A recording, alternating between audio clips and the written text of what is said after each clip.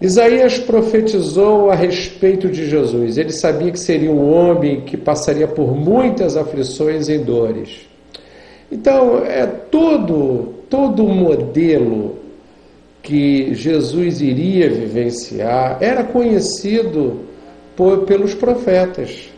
Era um modelo mais amplo, um modelo que estaria a nível de uma consciência maior, uma consciência coletiva, que a partir das informações dessa amplitude maior, já se sabia da presença do Cordeiro de Deus, que viria como um Cordeiro final, finalizando todos aqueles sacrifícios do passado, porque sacrificavam-se ovelhas, sacrificavam-se humanos.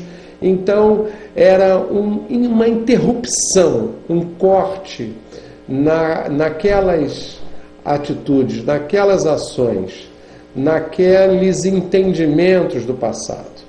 Então, por Isaías, ele seria desprezado, rejeitado dos homens de dores, experimentando nos sofrimentos, melhor dizendo, experimentados nos sofrimentos, e como um de quem os homens escondiam o rosto, era desprezado, e não fizemos dele caso algum. Isaías 53:3. Então, tenta-se aí mostrar ainda o desnivelamento entre a humanidade e a grandeza de Jesus. Mas ele seria vencedor. Ele mesmo dizia: eu venci o mundo. Tenho-vos dito isto, para que em mim tenhais paz. No mundo tereis aflições, mas tende bom ânimo. Eu venci o mundo. João 16:33. Então, nós vemos hoje ainda a ausência da paz trazendo as doenças, e nessa ação de ausência de paz, nós vemos as diversas dificuldades pelas quais os seres passam, como as síndromes, as fobias, dificuldades inúmeras que acabam acarretando transtornos na emocionalidade. E, infelizmente, a emocionalidade é o fato, ou um dos fatos com peso ainda significativo nas doenças, e ainda esse descontrole ceifando vidas. Mas Jesus chorou também por ele mesmo, e seu choro foi diferente das outras vezes. Foi tão intenso que seu suor se transformou em gotas de sangue, devido ao grande sofrimento, Lucas 22:44, pelo qual, onisciente que é, sabia que teria que passar.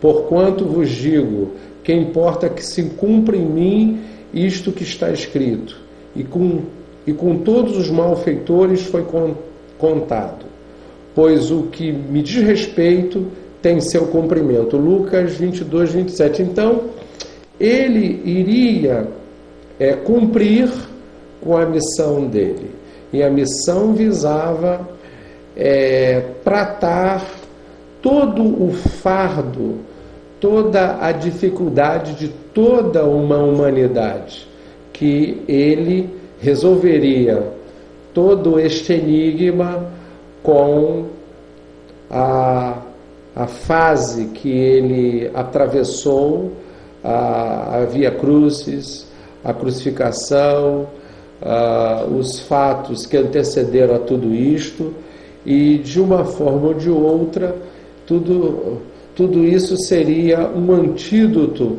para com as questões das dificuldades do mundo. Vamos ler abaixo relato das dores de Jesus feito por um grande estudioso francês, o médico cirurgião Dr. Barbet, dando a possibilidade de compreender realmente as dores de Jesus durante a sua paixão. Então, é como nós sabemos, existem vários relatos, várias orientações, vários trabalhos acerca daquele momento. E há uma conjunção da anatomia humana mais os fatos históricos. Então pode-se avaliar pelo sofrimento aplicado, pelas circunstâncias vivenciadas e as restrições da anatomia humana, a fragilidade da anatomia humana. Então, o nobre doutor dizendo: sou um cirurgião e dou aulas há algum tempo, por 13 anos vivi em companhia de cadáveres e durante a minha carreira estudei anatomia a fundo. Posso, portanto, escrever sem presunção a respeito de uma morte como a de Jesus. E no Getsemane, e posto em agonia, orava mais intensamente, e o seu suor tornou-se como grandes gotas de sangue que caíram sobre o chão. Lucas 22, 44. Notem que o único evangelista que relata o fato é um médico, Lucas, e o faz com precisão de um clínico. Então, Getsemane é um outro monte, porque isso é também um grande mistério. Grandes momentos, grandes decisões, grandes fatos se deram em montes. É algo que eu estou sempre atento a isto. E no Getsemane foi um local onde ali o Jesus estava aguardando a autoridade que viria confiscá-lo, levá-lo ao julgamento. Então, a conspiração já havia sido deflagrada, as decisões haviam sido estabelecidas e Jesus estava aguardando o comparecimento da guarda, que iria levá-lo aprisionado para o posterior julgamento, aprisionamento e sacrifício. E Lucas era médico, então os outros talvez não tenham percebido, mas Lucas, como médico, narrou bem, percebeu melhor aquele fenômeno. O suar sangue ou hematidrose é um fenômeno raríssimo, é produzido em condições excepcionais. Para provocá-lo é necessário uma fraqueza física acompanhada de um abatimento moral violento, causada por uma profunda emoção, por um grande medo. O terror, o susto, a angústia terrível de sentir-se carregado, todos os pecados dos homens, e esses pecados devem ter esmagado Jesus. Tal tensão extrema produz o rompimento das finíssimas veias capilares que estão sobre as glândulas sudoríparas. O sangue se mistura ao suor e se concentra sobre a pele. Então escorre por todo o corpo até a terra.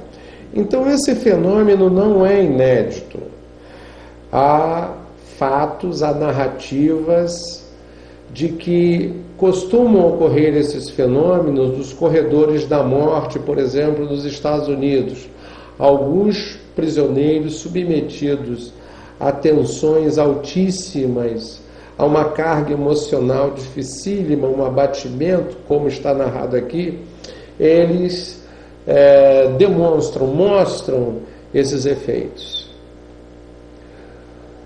Conhecemos a farsa do processo preparado pelo Sinédrio hebraico. Então, o Sinédrio era a autoridade hebraica. Nós tínhamos ali duas entidades. Nós tínhamos os hebraicos, que estavam vencidos, Roma havia vencido os hebreus, e eram escravos, eram súditos, estavam à disposição de Roma.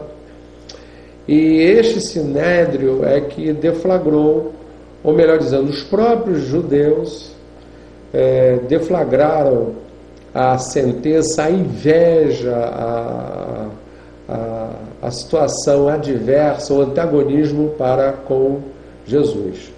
Então, o envio de Jesus a Pilatos, porque o Sinédrio ele tinha uma autoridade controlada.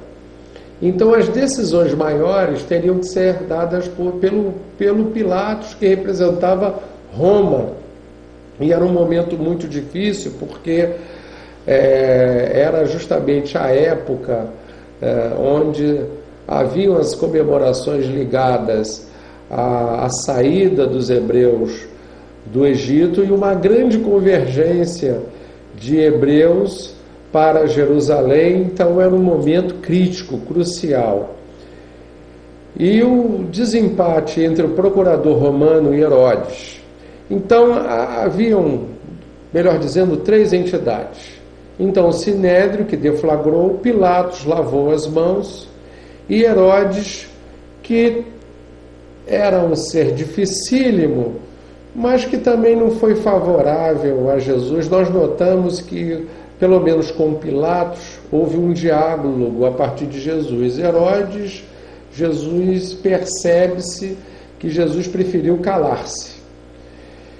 E ninguém foi favorável a Jesus, nem mesmo a turba hebraica que estava ao redor. Ali muitos curados, beneficiados por Jesus, mas a turba decidiu em favor de Barrabás. Barrabás queria dizer, o nome Barrabás quer dizer sem pai, sem nome, sem casta. Era um deserdado, era um ser sem uma família, um ser que estava a esmo. Então, Jesus, mesmo sem culpa, estava sujeito a essas condenações. Isso tudo está narrado nos diversos evangelhos, ou melhor dizendo, nos quatro evangelhos. E Pilatos cede, então ordena a flagelação de Jesus. Os soldados despojam Jesus e o prendem pelo pulso a uma coluna no pátio.